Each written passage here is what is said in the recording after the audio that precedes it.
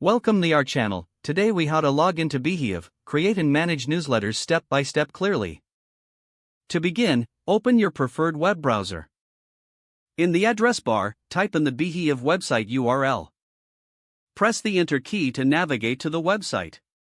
Once the page loads, look for the Login button at the top right corner. Click on the Login button to proceed. You will now be directed to the login page. Here, enter your registered email address in the designated field. Next, input your password in the password field. If you have forgotten your password, click on the Forgot Password link to reset it. Once you've confirmed your email and password are correct, click on the Login button. After successfully logging in, you will be taken to your Beehiiv dashboard. From here, you can create a new newsletter by clicking on the Create Newsletter button. Fill in the required details for your newsletter, including the title and description. Choose the layout and design that best fits your brand. Add content to your newsletter by using the editing tools available.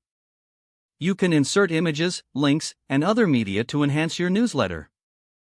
Once you are satisfied with your content and layout, click on the Preview button to review your newsletter. After reviewing, click the Publish button to make your newsletter live. You can also manage your existing newsletters from the dashboard. Select any newsletter to edit or analyze its performance. Remember to explore additional features that Beehiiv offers for managing your audience.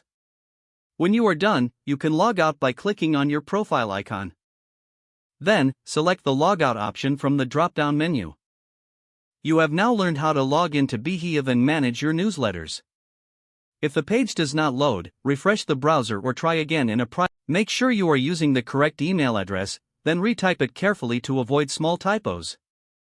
If your password is not accepted, use the Reset option and create a new strong password you can remember. Check your spam folder for verification or security emails, then complete any requested confirmation steps. Don't forget to like this video and subscribe to our channel for more step-by-step tech guides.